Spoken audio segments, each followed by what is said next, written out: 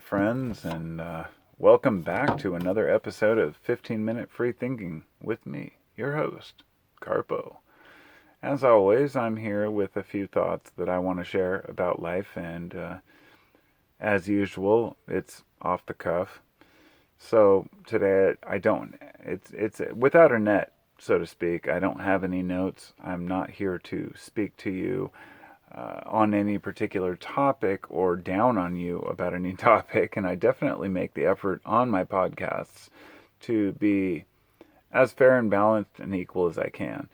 And today I think that it's a topic that everyone can agree on. I believe it's a topic that I was actually talking with my brother the other day, and he said exactly that. He's like, there's only a couple things we all agree on, and that's food and music. And I said, well, I don't know about that. Some people argue about, what bands are best and what music or what, food is best. Made a joke about cilantro. I hate cilantro. But at any rate, I said, I totally understand it with music though. He goes, well, I said with live music, it's different. He's like, that's what I meant. And so after we had that understanding, that mutual agreement that it's really about the live music, it got me thinking about, I'm wearing the shirt right now, Billy Strings. I went to see Billy Strings last night and the night before at the Edgefield at McMenamins here in Portland. It was a phenomenal show, both of them. And second night was pretty hopping, I gotta say. A lot of jams. Billy Strings is an amazing bluegrass musician who really melded, if you want to say that, I dare I say heavy metal and bluegrass. The minor chords he uses, he was influenced by metal when he was young, and you can hear it come through in his music, the way he jams, the way he solos. But he is so accurate and so good at what he does. We discovered him a while back and started listening, and I was telling my wife, I hated bluegrass before this. A lot of people don't, I am a fan of all music. There's two forms of music that I really have never been into that much. One is bluegrass, and the other is blues. And it's funny to people. They're like, you don't like blues? I'm like, don't get me wrong. I love Jimi Hendrix. I mean, the blues he plays is amazing. What I mean is I don't like bar blues, 12 bar standard. I don't mean bar like as in bar of music, but bar, the kind of blues you would hear in a blues bar. It's just so effing boring to me. I can't handle it. And it's so predictable, the same old shit. But as I got older, I realized that's what people want. They want to go to a show. They want to be able to hear a line, then repeat it in the next line. And as you make those connections and start to understand why people like music, you realize all people like music for a different reason. But there's that common thread that we all like music. Not everyone. I actually have a book called Musicophilia by, I bought it because I also bought another book from the same author called Hallucinations by Oliver Sacks. And it was a phenomenal look into the human mind and how some people, if they hear like an A note, they can't distinguish whether it's an A or an E or an F. I mean, their brains don't pick up octaves as well as others do. There's people with perfect pitch and people with no pitch. We know this. So the cadence, the pitch, the inflection, all the different parts of speaking, making music, those all go into it and determine whether we like it. But there's a common thread, and that's live music. Even though I was never a fan of bluegrass, by listening to Billy Strings, it brought those musical genres that I liked together and brought in a new one. And now I like other bluegrass musicians. Now this is the same with, like, say, rap. I was into heavy metal when I was young, and then the Beastie Boys and Run DMC played. And I thought, oh, Run DMC is pretty cool. I bought some of their stuff.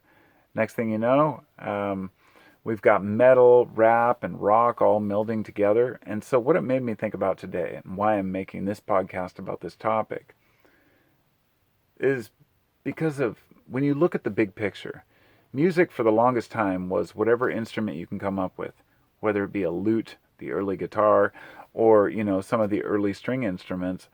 If you didn't hear a live performance, there was no way to record that. And then we had wax cylinders. Then you could listen to music, but only for the wealthy. And then we had records.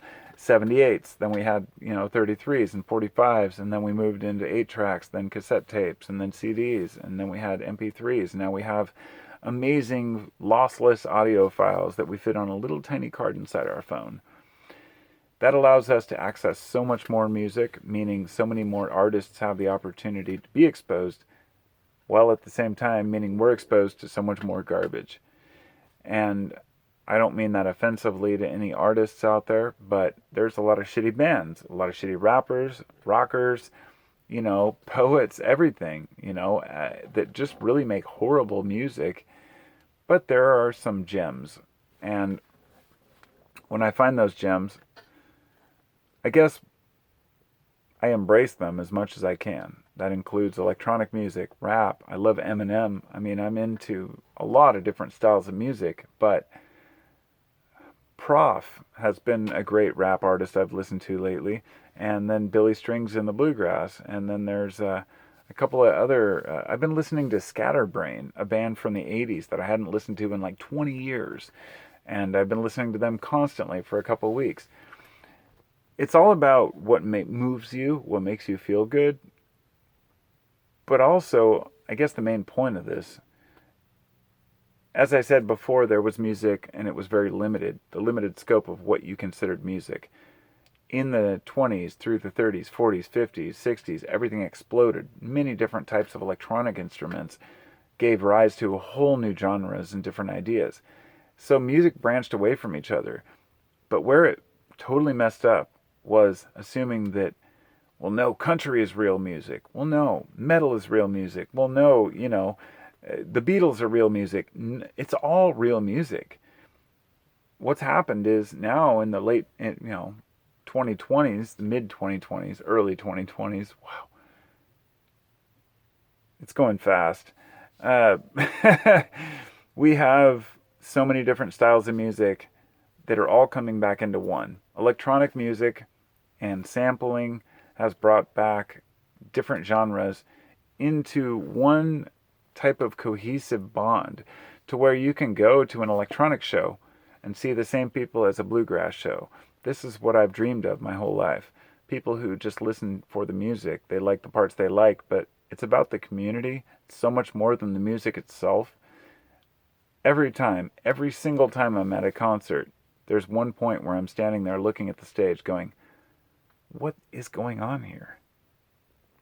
What are all these weird things in people's hands making weird sounds that we all move to? It's a strange experience. I got harassed by security last night. They told me that I was moving back and forth too much and that they had to watch me and ask me questions to make sure that I wasn't too high, I guess. I don't know. It was funny. I'm going to tell that story sometime in the future. I'm not going to get into my personal stories about my experiences, but let's just say that I have fun at concerts, and I hope you do too. And that's my podcast for the day. I'm going to try to get up and go to the park now, and I hope you were all doing well. I haven't done a podcast in a couple weeks, so I thought I would at least make kind of a little discussion, and I might make another one later, but we'll see. Peace. Be well. Talk to y'all next time.